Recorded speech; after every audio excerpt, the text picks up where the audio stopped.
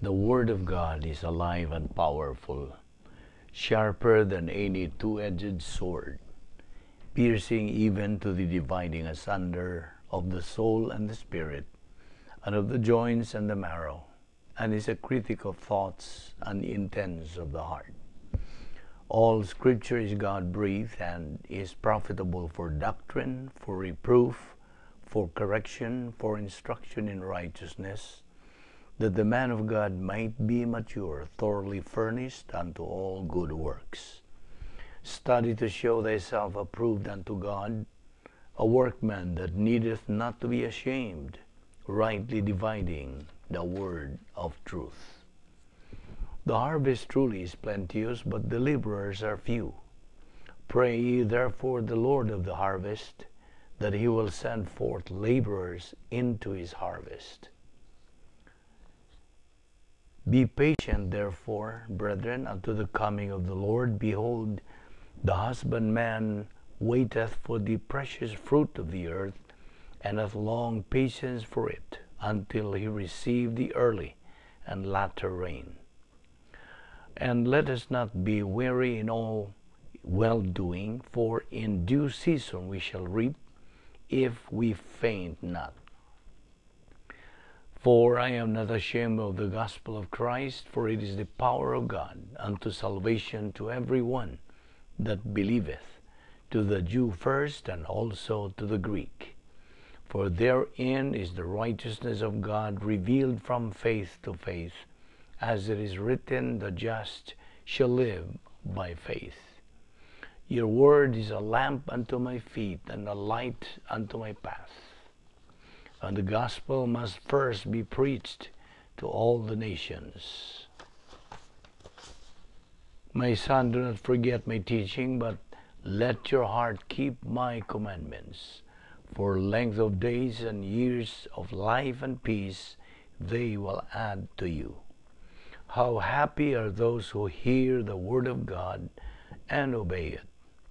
But be doers of the word, and not hearers only, deceiving yourselves. For the preaching of the cross is to them that perish foolishness, but unto us which are saved it is the power of God. But if our gospel be hid, it is hid to them that are lost, in whom the God of this world hath blinded the minds of them which believe not, lest the light of the glorious gospel of Christ, who is the image of God, should shine unto them. Before anything else, let us prepare ourselves before we study God's Word. If you are a believer in Christ, you are mandated to name all your sins, confess your sins directly, privately to God the Father. 1 John 1:9 says, if we confess our sins, God is faithful and just to forgive us our sins and to cleanse us from all unrighteousness. Therefore, let us pray. Let us pray. Heavenly Father, we pray that you will use me as your instrument to touch others' lives. Help me not to be concerned about what title I hold, but instead that my life might show others your grace. Because we belong to thee, O Lord, we have the right and the privilege of fulfilling the function of our priesthood by listening to the teaching of the Word of God. We recognize that our growth, our orientation to life, our understanding of your plan, your purpose, your design for each one of us is based upon the constant, daily, consistent assimilation of your word. We recognize that there is no substitute to your word, that there is no capacity for our life that can be counterfeited apart from what we have because of thee. Thank you, Father, for your faithfulness. We thank you for providing for us this portion of your word. May God the Holy Spirit now sanctify us to the nourishment of our soul, for we ask it in Christ's name. Amen. Well, we are here today once again in good health. We are alert with a clear mind. We are alive and kicking. We are still breathing, all because of God's mercy, love, courtesy, and grace. We don't deserve it, we don't earn it, nor work for it, because it is grace. Now, karong adlaw magapadayon kita sa atong hisgutan nga ato nagisugdan o atong ipadayon kini unas tanan. Ang matag usa ka tawo can experience lots of pain niining kinabuhi and maybe suffering niining higayuna mismo. Ako nakasiguro nga ang matag usa ka tawo na hibaw, I'm sure everyone knows people na mga mayong tao who are going through nag-agi some very painful experience tingali karong higayuna. Na ako'y naibawan nga kapid-an niining maong kategorya, and we pray for them on a regular basis. Ato silang i-appeal sa atong pagampo. Like the rest of the world, ang mga katawan sa nagkalaing mga dapit sa kalibutan are experiencing many categories of pain. Naiuban nga gumikan sa mga hampak sa kinaiyahan nga doon ay mga linog ba, mga sunog, uban pang mga catastrophe. These people are experiencing these categories of pain. Now, tingali mangutana ka o kinisagan bang yun yung ipangutanas mga tao. Why has God allowed this pain? Nga na magitugot man gini sa Dios. Well, ikaw nga magtutuo nga padayon sa iyong pagtuos pulong sa Dios, makatubag ka niya na. The growing believers lang who know and apply sa doktrina nga may kabahin ni ining pagtulunana, the Christian suffering, ikaw lamang ang makatubag niini. And you know how to handle pain and its benefits. Ikaw ra. In other words, ang usa ka magtutuong tubo, may dakong bintaha. Yan itong wala gyud magtubo. You see? May kinimang gyud ang mga benefits nga imong mapupo gikan sa imong pagkamatinumanon, pagkamakanunayon, pagkamalahutayon sa pagtuon, pagpakaon sa imong kalag o pagpatubo nini. Agi-lagi subay o pagtuman sa mando sa Dios sa 2 Pedro 3:18 nga kita patubuon diya sa grasya o kay balo ni Ginoong Hesukristo. Now, pagpadayon niini, ang Dios nagagamit og alantuson aron to get our attention, di ba? Sometimes nay panahon nga o dili kita makakita sa kahayag until we feel the heat. Now, dili na ko makalimtan kadtong nagasulti nga usa ka pastor. God puts us in the dark so we will realize that He is the only light. Naay panahon nga kita ibutang sa Dios sa usa ka madulom, ngit-ngit nga dapit. Aron sa ingon niya na kita makaamgo nga siya lamang ang bugtong kahayag. Ang Dios mo gamit og kasakitan o alantuson to prepare you to believe the gospel and become a Christian. That's right. Aron ka paamguhon even after we become Christians. Ang Diyos nagagamit gihapon ining alantuson to keep us going in the right direction. Aron kita padayon sa pagsibog sa unahan sa maugyapon nga padulngan. Sometimes it takes a painful situation to make us change our ways. Naka na sa Proverbio 20:30. Often, makalimtan nato ang tinubdan sa atong kaligon. We neglect God's grace recovery. Kaning gisangkap sa Dios nga paagi niya nga kita mahibalik ngadto sa iyang pagkigambitay. God's grace recovery. Unsa man kini? 1 John 1:9. Kung sa panahon nga kita nahisukamod sa pagbuhat ng mga sala, then ang Dios nagasangkap kanato sa 1 John 1:9. Recovery technique aron makabalik ngadto kaniya. 1 John 1:9 says, if we confess our sins, God is faithful and just to forgive us our sins and to cleanse us from all unrighteousness. So, mao na kadaghanan kanato murag wa lang nato panumbalinga kana. We neglect God's grace recovery system. Nga kini mao manuntang nagahatag kanato niya ng gahom to handle life. Mao na ang gihisgutan nato sa makadaghan dinhi capacity for life. Now, mao bitaw nga kita mura og madisturbo, we get distracted from our need of daily spiritual renewal from God's Word. Ikinahanglan magyud nato ang daily renewal, spiritual renewal.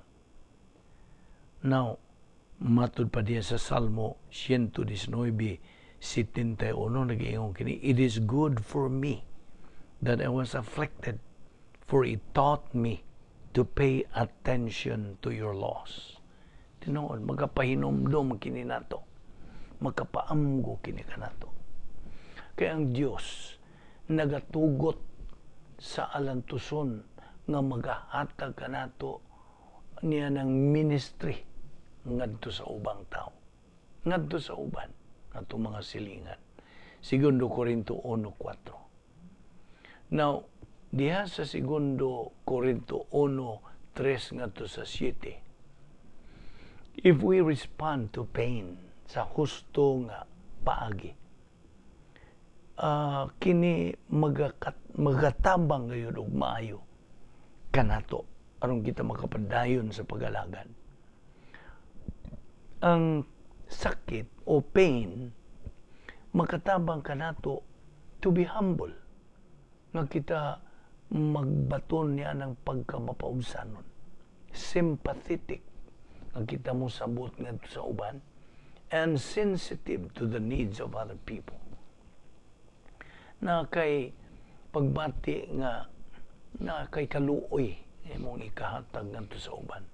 Busa, ang Dios not only wants us to handle our pain, di lang kay gusto niya nga kita maka atiman o makaatubang sa atong sa may sakit nato o sa may mga alantuson nato, but He wants us to recycle the pain in our life to benefit other people. You see?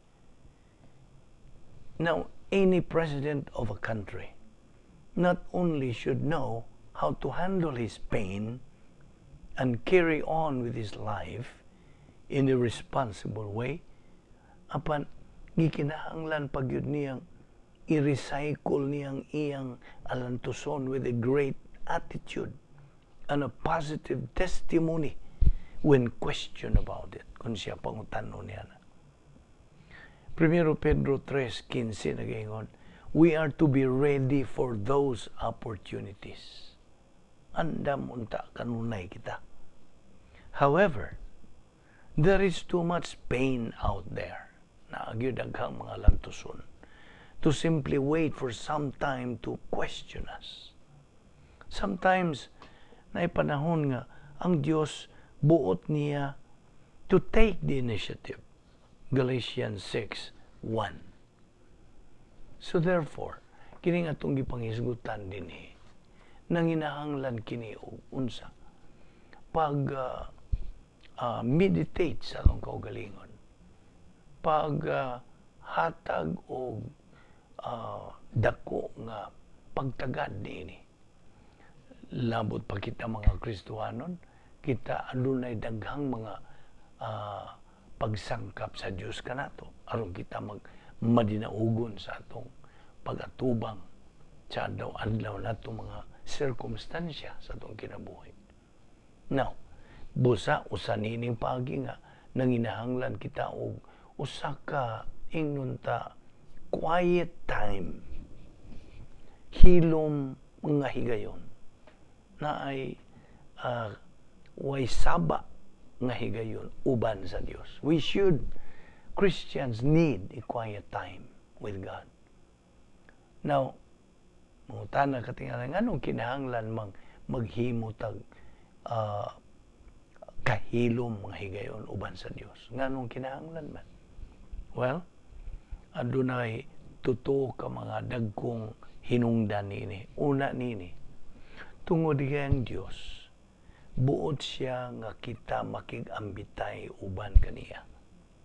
We need fellowship with God, and God needs us, and needs us to be in fellowship with Him.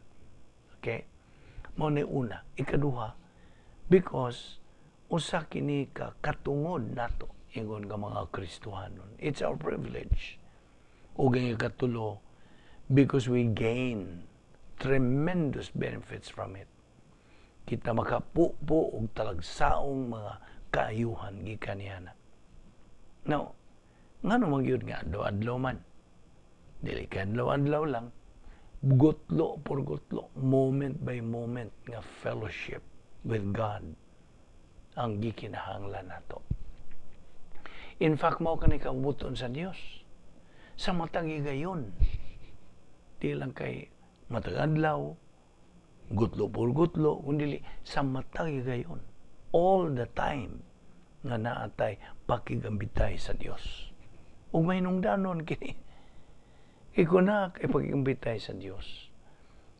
Di na maihap ang mga kaayuhan, mga benefits nga imong dawat gikan sa Diyos.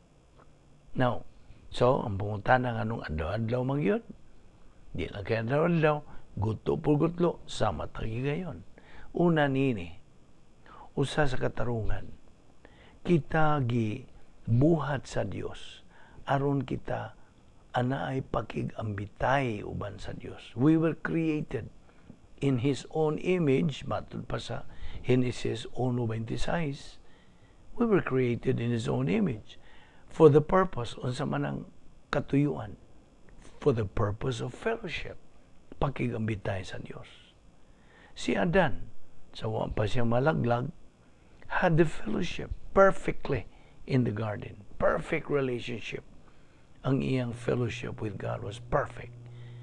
Basaha ka na sa Genesis 2 o ngadto sa 3. Ang ikaduha, si Ginoong Jesucristo namatay dito sa cross so that fellowship could be restored. Mahibalik, mahiuli ang atong pakigambitay sa Dios. Unta. Now, ang Dios called us Christians to have fellowship with Him. 1 Corinthians 1:9, 1 John 1:3-4.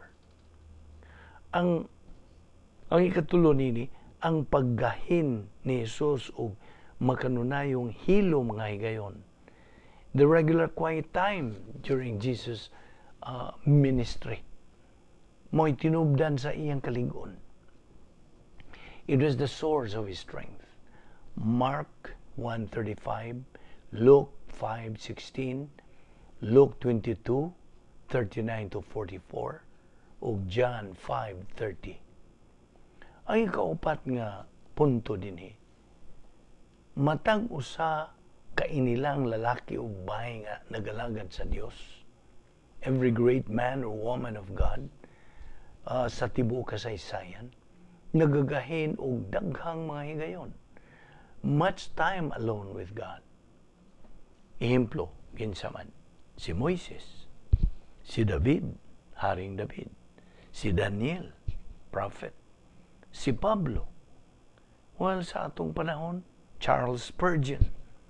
Si Billy Graham. Okay? Ano ay usa ka panultihon? If you are too busy to have a quiet time, then you are too busy. Yes, that's right. Panultihon ka na. If you are too busy to have a quiet time, then you are too busy. Ang ikalimang punto din dili gyud kita mamahimong himsog nagatubo nga mga Kristohanon kung wa kitay adlaw pakigambitay uban sa Dios. Wala. Wa gyud di nato makabot ka ng pagkahimsog nagatubo nga Kristohanon. Si Job, nomdom ka ni Job, giisip ni Job ang pulong sa Dios nga mas labaw pang maynungdanon kaysa iyang adlaw-adlaw kalanon. He considered the word of God more necessary than his daily food. Job 23:12. Inomdom ka sa Mateo 4:4, Deuteronomio 8:3. Ang tao dili mabuhi pinagi sa tinapay lamang kundili pinagi sa pulong sa Dios nga magagula sa baba sa Dios. Musa pinagi sa maong mga observations, makakonclude ka nga if you are not having a regular quiet time with God, wa kay naandan, wa ka mag-anad ni regular time, quiet time with God, you are missing out sa pribilehiyo for which you were created. Ikaduha, imong gisalikway kanang which Christ died for to make possible. Unya laing punto, you will never experience sa mao gihapong gahom o palabas refreshment nga nabatunan ni Ginoong Jesucristo samtang dinhi pa siya sa yuta. So, niya pa punto, dili yung ka pa mahimong galamiton greatly by God. Di man ka magamit. Wa man ka magtubo. Wa man lagi kay gana. Mao kini kanunin na itong padayag pagpasabot kanimo nga unsa ka mayong danon ang pagtubo sa pulo sa Dios. So if you want to be used greatly by God, then have a regular quiet time with God, fellowship with God. Og niya pa'y punto, kung dili ka tubo, wa kay pakigambitay quiet time with God, dili gyud ka, or you will remain a weak and sickly Christian all your life. Now, tingali mo ingon ka, but wa man kukoy panahon. Well, na po natong balik-balik, it's a matter of right priority, di ba? Unsay gisulti ang sa Mateo 6:33. Murag na memorize na tingali nimo na. Seek ye first the kingdom of God and His righteousness, and all these things shall be added unto you. Now, this is a matter of priority. It's a matter of learning and reaching the capacity nga imong ma-distinguish o imong mailhan unsay mga non-essentials in life gikan sa mga essentials in life. You know what I mean? Gikinahanglan nga atong mailhan unsay mga essential o unsay dili. Now, mangutana ko nimo, what are the essentials in life? Give me. Of course, there's only one God and His Word. That's the only answer. So these are the essentials in life, God and His Word. Now, what are the non-essentials in life? Tubag, ang tanan, everything else in life, the details of life. Mo na mga non-essentials. Now, okay, padayon ta nini. unsa may mga ingnon ta mga pribilehiyo o mga kaayuhan, benefits that we gain from having a quiet time with God. Okay. Number 1, nagahatag tag debosyon ngadto sa Dios. We give devotion to God. Now, number 2, we get direction from God. Makapupo kita, makakat-on kita sa iyang giya kanato, sa iyang direction. Nainomdom ka ba? Sa Proverbs 3, 5, and 6. Ang sa gisulti niya, trust in the Lord with all your heart and lean not on your own understanding. In all thy ways acknowledge Him, and He shall direct your paths. Na, we get direction from God. Number 3, we gain delight in God. Ano sa maning delight? Natay po nga kahinangop o kalipay diha sa Dios. Number 4, we grow more like God. Magatubo kita nga mas magkaana mga atong unsa pagkasama na sa Dios. Actually dili magyud ta magkahimo niya ng pag-imitate gyud sa Dios. Ambot pasabot nga perfect gud siya, kita dili perfect. Membo ang Dios nagasulti tuod sa iyang pulong, be ye perfect as my Father in heaven is perfect. Mo kanay gisulti ng Ginoong Hesukristo. Be ye perfect as my Father in heaven is perfect. Ambot pasabot, dili magyud kay perfect ka, nga wa nagyud kay sa unsa pa diha. Ambot pasabot nga ikaw magaanam-anam ang imong pagkaunsa, pagka maingon ta manas o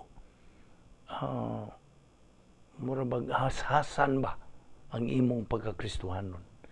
Kay we grow more like God as we continue growing in grace and in knowledge of our Lord and Savior Jesus Christ.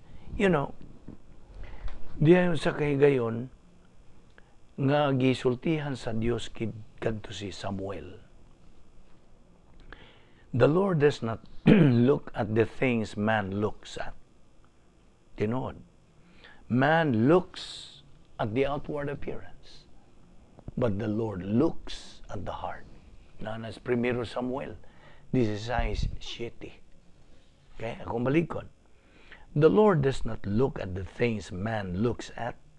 Man looks at the outward appearance, but the Lord looks at the heart. Ang tan-awon sa Dios ang imong kasing-kasing, ang imong kalag. You see, unsa man habay suod nga mga pulong niya. Uwa. Be guided by the divine principle. Ayaw na ni kalimti. Ato ang yuning subli-sublion hangtod mas sil-sil yun na nimo. A right thing done in a wrong way, wrong. A wrong thing done in a right way, wrong. A wrong thing done in a wrong way, labaw na nga wrong. Now what makes it right? Only a right thing done in a right way is right. Mao na description in fact sa plano sa Dios. Mao kana nga gikinahanglan kining mga puntuha nga dili nato ang kalimtan. Kung balikon nga ang mando sa Dios sa matag magtotoo mao nga kita patubuon diha sa grasya ug sa kahibalo kang Ginoong Hesukristo. 2 Peter 3:18. How?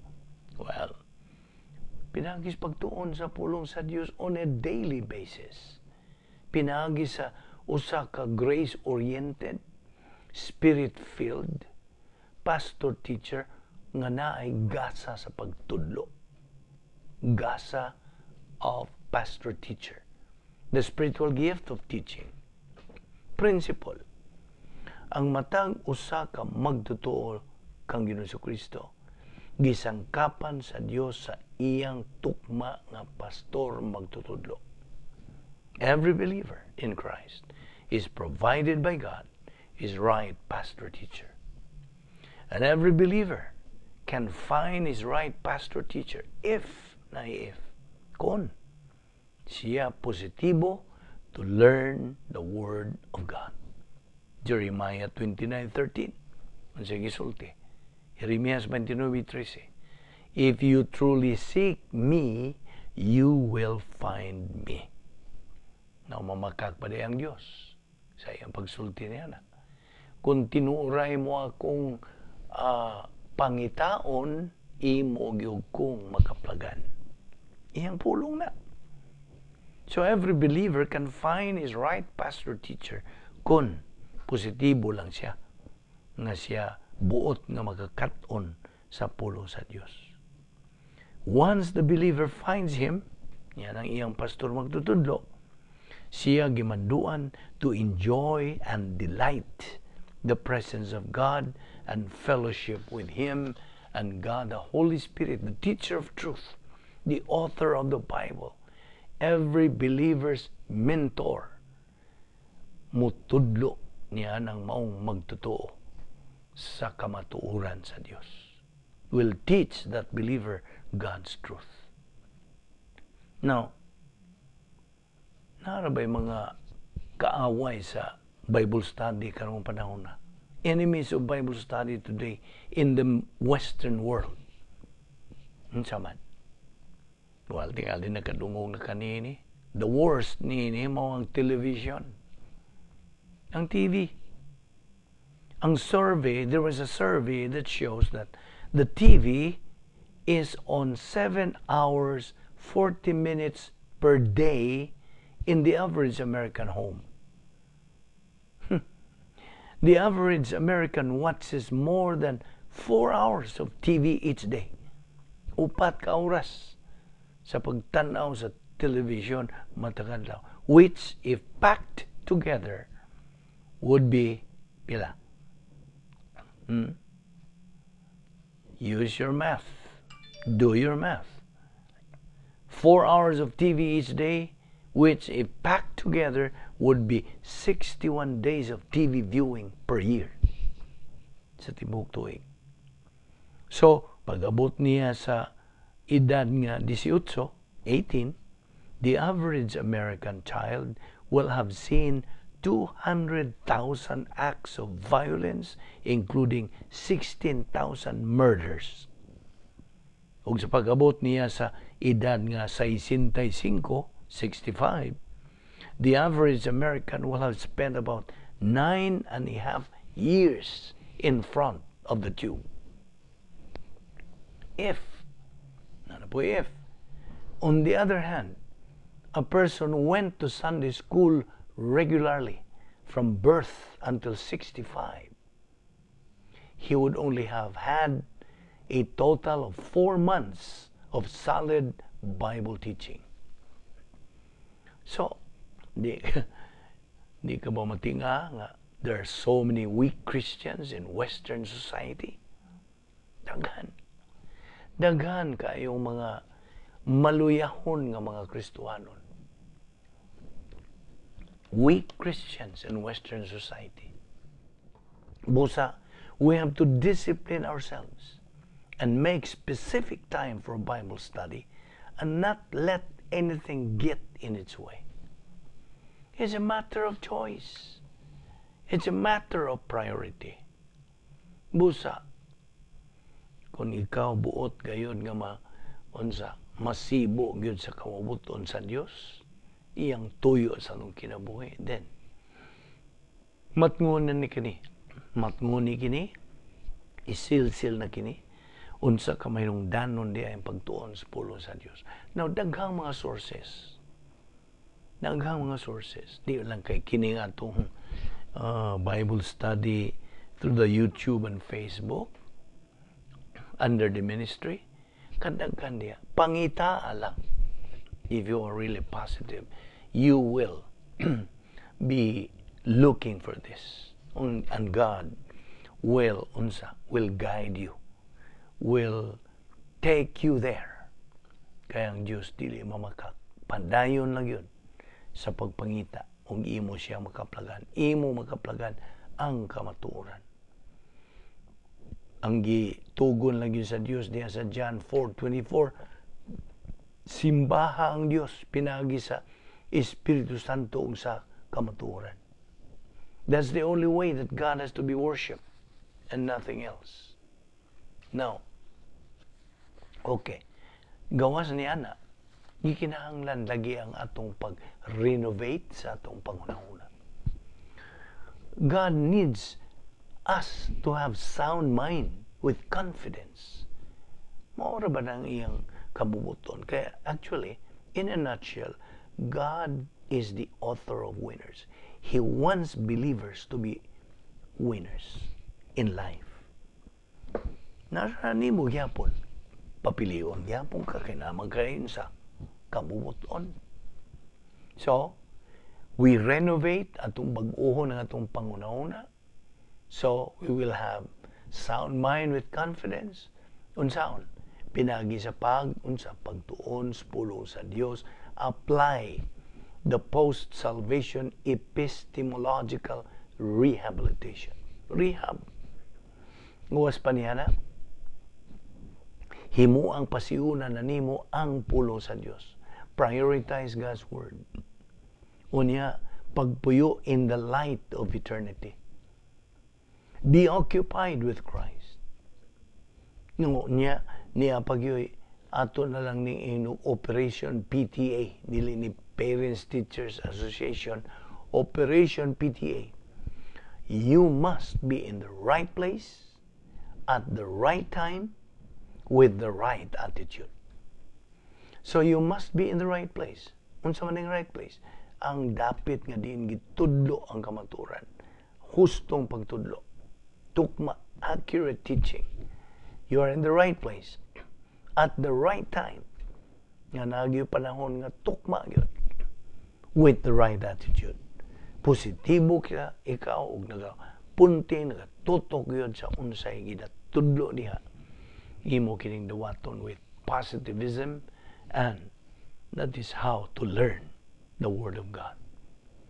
And gawas pa niya na, God mandates every believer to do things as unto the Lord. Alang kaniya, dili alang sa tao. O sa imong pagpadayon ini, you are able to develop capacity for life na nagkakatakos sa pagkinabuhi. You will know how to handle all kinds of circumstances in life, be it in poverty or in prosperity. So, nakakapacity for life. Develop your personal sense of destiny. Be always in sync with God's perfect timing. How? Unsaon? Na, segundo Pedro 3:18 gyapon, by growing in grace and in the knowledge of our Lord Jesus Christ. Unya, gamitan na ang mga pertinent doctrinal rationales. Kadaghang mga doctrinal rationales, faith-rest life, rebound technique, unsa pa. Kadaghan, di na nato maapas ang paghisgot niya na. Now, bantay kining usa ka punto dinhi. Principle.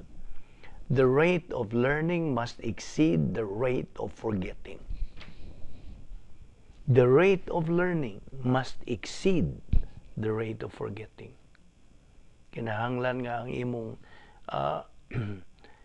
kapaspason sa imong kat-on maogyoy unsa mulabaw kaysa imong kapaspason sa imong pagkalimot. Okay? The rate of learning must exceed the rate of forgetting. Unya, 1 Corinthians 2:16 unsa may gisulti? Think the mind of Christ. Mao ni una ni Kristo kini atong gitun-an. God works His plan in our life through circumstances. Mato atong giingon di padugay nga may tuod ni mga alantuson, mga suffering, kini muabot man gyud sa atong kinabuhi. And you know how to handle them because God works His plan in our life through circumstances. Unya, metabolize Bible doctrine. Let it circulate in the stream of your consciousness. ato kining ipadayon sa sunod og gidapit ka gyapon ingala og igsuon nga Kristohanon. Pagpadayon to